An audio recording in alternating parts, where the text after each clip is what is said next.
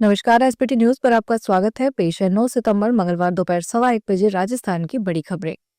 सबसे पहले एक नजर डालते हैं आज की हेडलाइंस पर। सवाई माधोपुर रेलवे स्टेशन पर टला बड़ा रेल हादसा, खाली ट्रेन का इंजन पटरी से उतरा। उपराष्ट्रपति चुनाव के लिए मतदान शुरू, पीएम मोदी ने डाला पहला वोट। दिल्ली के पंजाबी बस्ती इलाके में गिरी 4 मंजिला इमारत, 14 लोगों को किया गया रेस्क्यू। हेलीकॉप्टर से केदारनाथ की यात्रा करना महंगा। राजस्थान के किसानों को फसल खराबे का जल्द मिलेगा मुआवजा। और अब खबरें विस्तार से सुनिए। दिल्ली मुंबई रेलवे लाइन स्थित सवाई माधोपुर रेलवे स्टेशन पर आज बिना कोटा सवाई माधोपुर नागदा झालावाड़ सिटी कोटा चामोला मेमो ट्रेन का इंजन पटरी से उतर गया। हादसा उस वक्त हुआ जब ट्रेन को यार्ड में लगाया जा रहा था। यार्ड में लगाने के दौरान ट्रेन के इंजन के आगे 4 पहिए पटरी से उतर गए। जानकारी के मुताबिक कोटा से ट्रेन सवाई माधोपुर पहुंची थी। जैसे ही train Sawai Madhopur railway station पहुंची, वैसे ही ट्रेन के सभी यात्री ट्रेन से उतर गए। उपराष्ट्रपति पद के लिए मतदान शुरू हो गया है। प्रधानमंत्री नरेंद्र मोदी उपराष्ट्रपति चुनाव के लिए मतदान करने संसद भवन पहुंचे।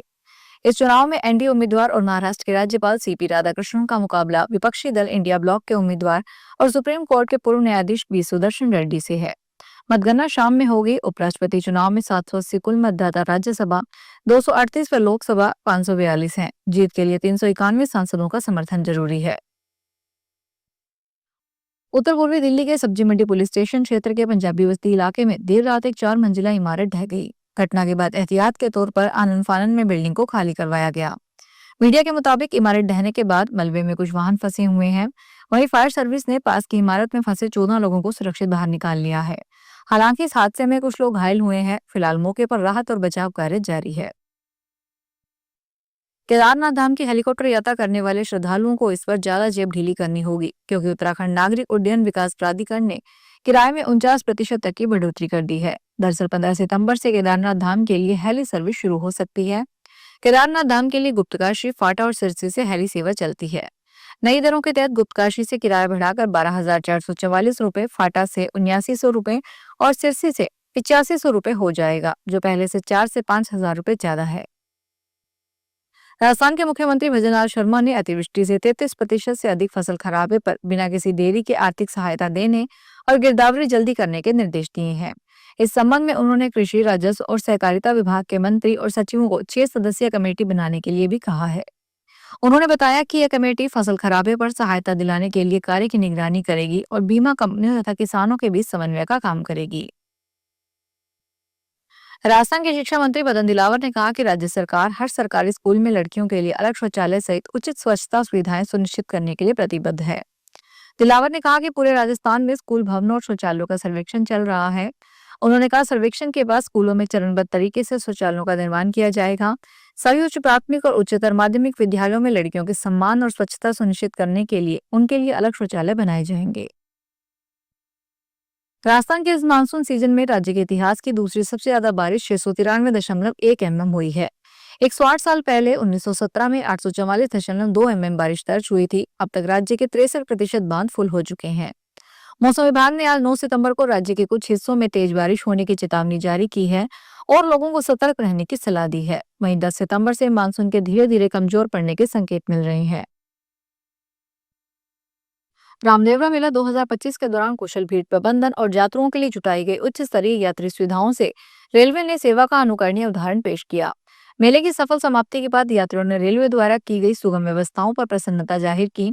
उत्तर पश्चिमी रेलवे जोधपुर के डीआरएम अनुराग त्रिपाठी ने बताया कि मेले के प्रारंभ में पूर्व ही रेल प्रशासन ने यात्रियों की सुविधाओं के लिए रोड मैप तैयार कर लिया था।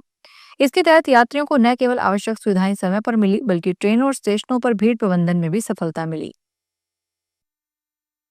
साउथ और बॉलीवुड एक्ट्रेस काजल अग्रवाल अब नहीं रही। जैसे ही सोशल मीडिया पर ये खबरें आई तो हर तरफ हंगामा मच गया।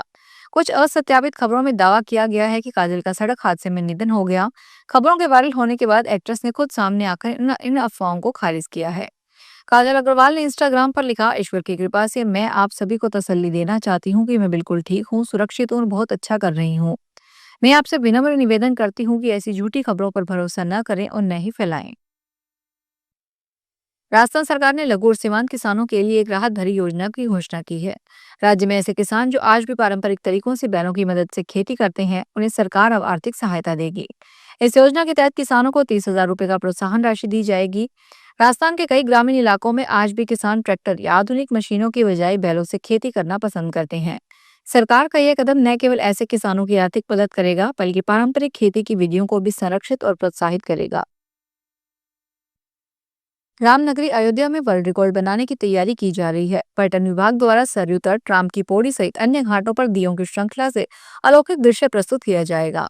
रामनगरी का दीपोत्सव एक बार फिर अपना ही रिकॉर्ड तोड़ेगा। पर्यटन व संस्कृति मंत्री जयवीर सिंह ने बताया कि विभाग की तैयारियां तेजी से चल रही है। अयोध्या में 2017 से भव्य और दिव्य दीपोत्सव मनाया जा रहा है। इसे बरकरार रखते हुए दीपोत्सव में सरयू नदी पर सबसे बड़े दीप जलाने व सबसे बड़े आरती समारोह का आयोजन होगा। इस वर्ष 26 लाख से अधिक दीयों के साथ गिनीज वर्ल्ड रिकॉर्ड बनाने की तैयारी है।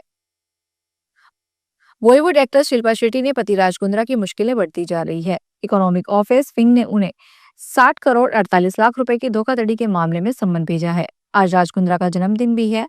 उन्हें 15 सितंबर को पूछताछ के लिए पेश होने के लिए कहा गया है। इससे पहले राज कुंद्रा को 10 सितंबर को पेश होना था। हालांकि उन्होंने पेशी के लिए और वक्त मांगा है। फिलहाल इस बुलेटिन में इतना ही। फिर हाजिर होंगे बड़ी खबरों के साथ।